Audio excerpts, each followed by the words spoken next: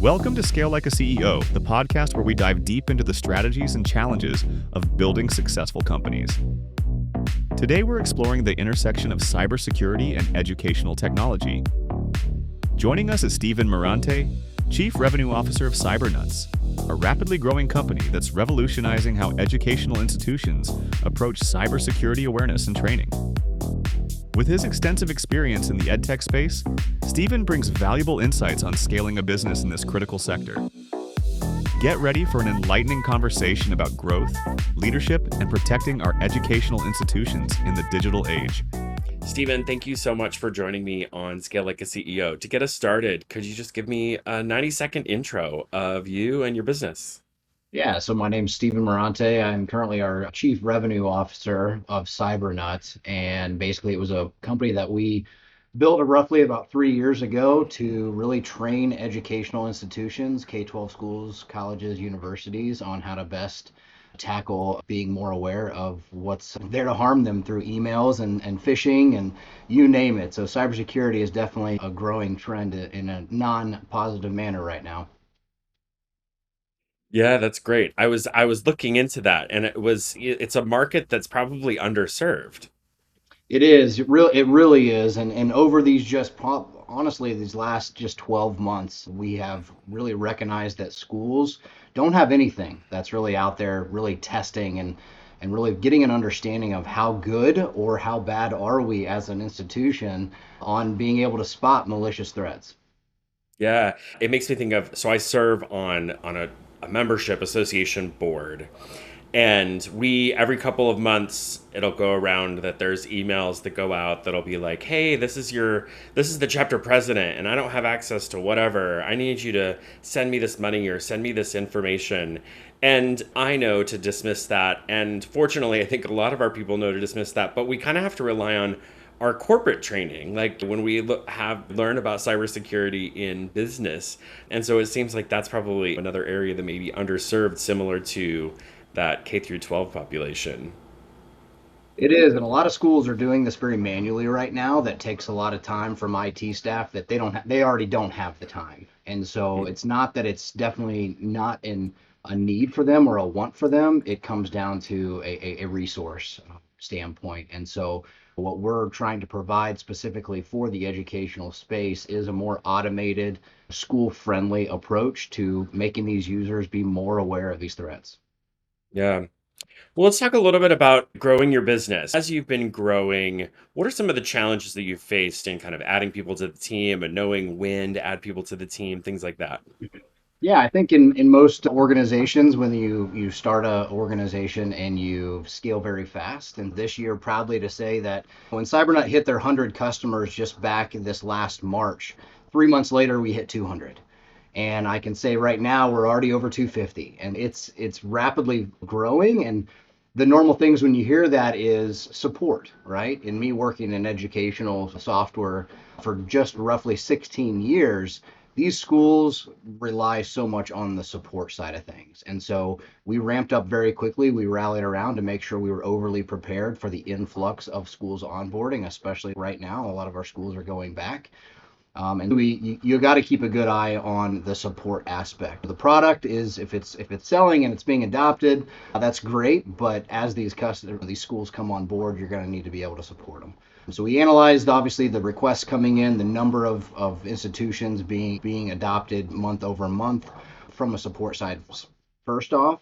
And then we're actually just now approaching our scaling up our sales staff as well, just so we can get a little bit more intimate attention to some of these regions across the country. That's great.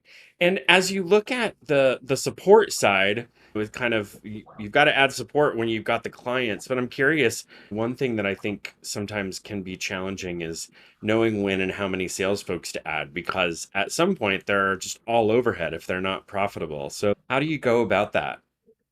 So we actually, with the K-12 schools, there's actually a lot of resources online that I encourage a lot of companies that are trying to get into the ed tech space.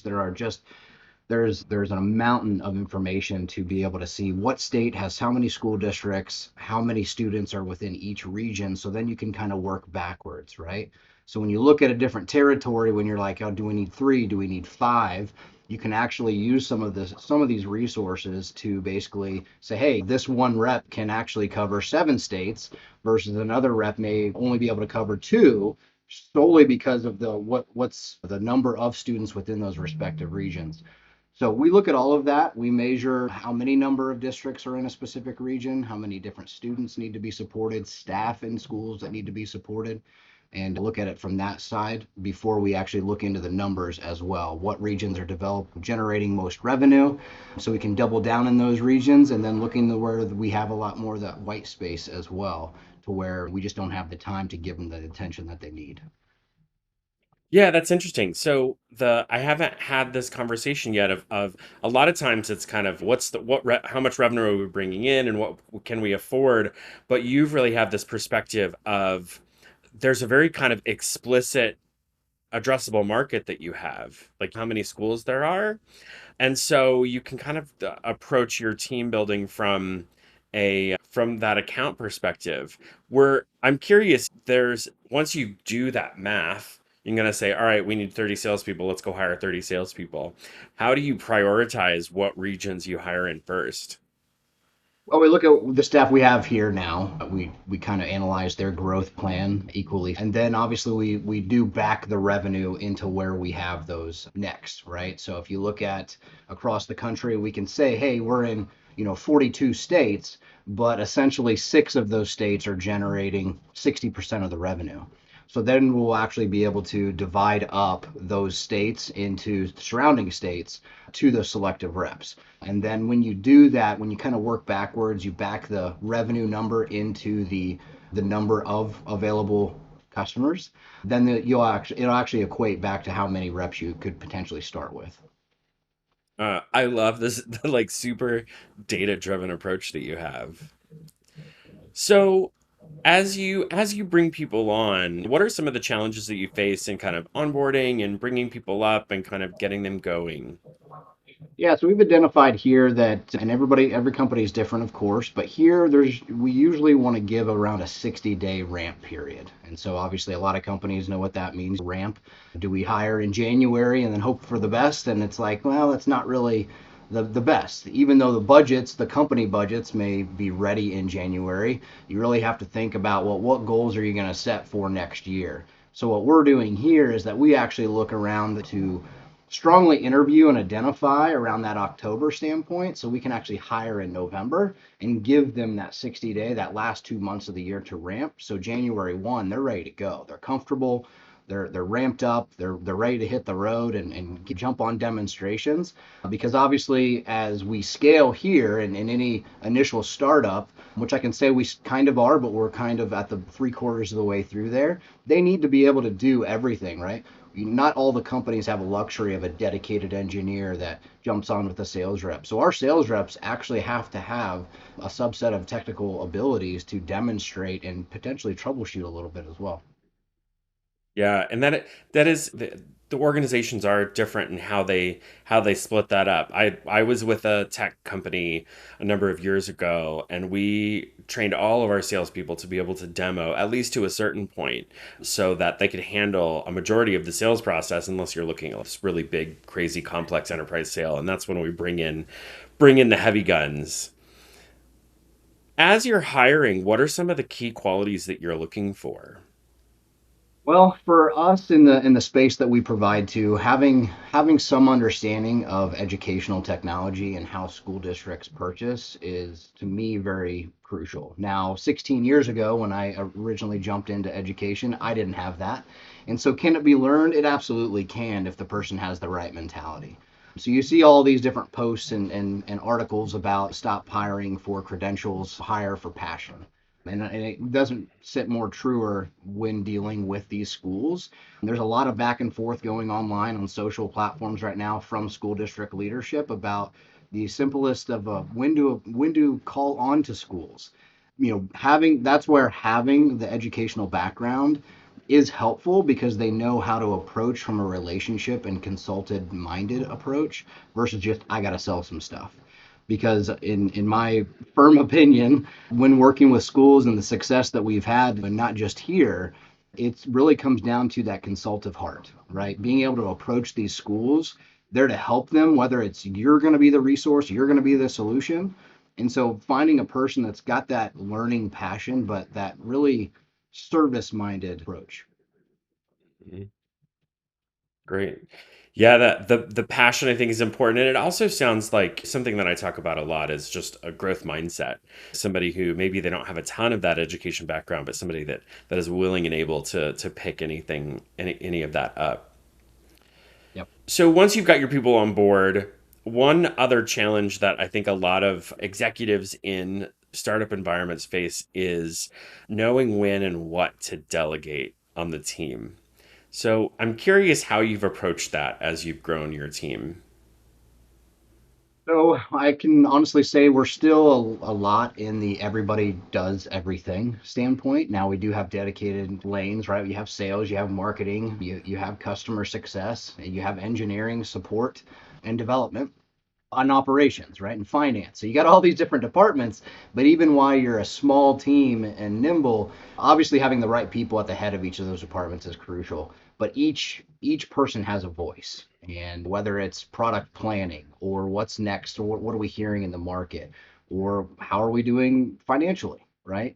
Delegation really comes down to right now the projects that need completed, right? So when we talk about reaching our sales goals, that's really going to not only be the sales staff, but could very easily be the customer success staff from an upsell, cross sell perspective as we add enhancements that can be adopted by these schools. So, depending on, again, that topic or realm within the actual sales goals there. And then, obviously, when we come to growth sales, that's going to come back to our BDRs, our business development representatives, and just our sales team, right? Like, how are we going to attack the market this new school year?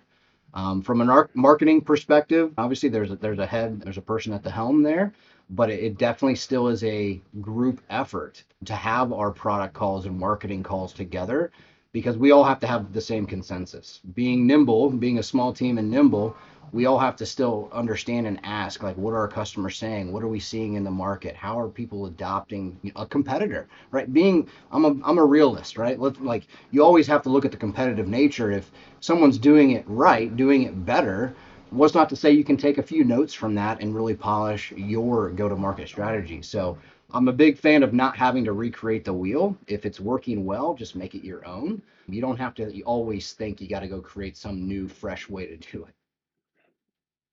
Yeah. So looking forward, what's the future for CyberNut look like?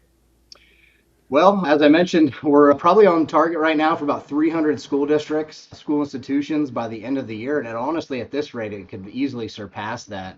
We're, from an overall company mission standpoint, we definitely want to be the number one training platform for educational institutions on being able to identify and help users be aware of what types of threats are out there so they can not click on things or answer that text message or know that it's really not that person that they think on that phone. So when we look at that, we really kind of want to build out the ability for schools to be able to test their users in a non-punitive approach, being very educational focused, giving them the ability to have fun with it, right? Because that's the thing with cybersecurity out there right now. A lot of programs, a lot of testing.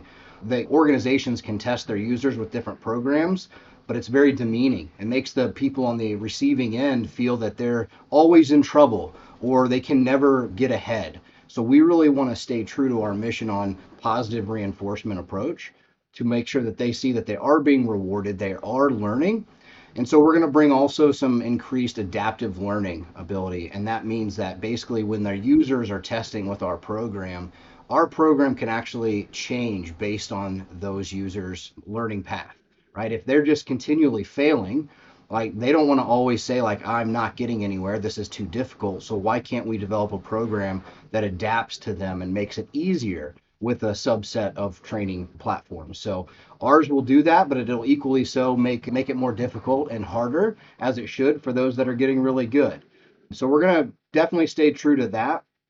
And then obviously we'll continue to kind of build out the security side of things. So as different ways to test the users in the cybersecurity realm, we also want to look at different ways that we can be more preventative instead of just training. We want to see if we can develop things to stop things from happening before it even reaches an end user. That's great. You've got quite a vision of the future. A lot of work ahead, I'm sure, to be able to build that out. Stephen, if people want to get in touch with you, what's the best way to do that? Yeah, absolutely. It's my email is actually steven.cybernut.com, and that's Stephen at cybernut.com. So feel free to email me anytime, any questions you have. I definitely love helping organizations, especially in the educational realm of things. It's a busy time for everybody getting back to school and making sure that their schools are getting started successfully. Great. Thank you so much, Stephen. You're welcome.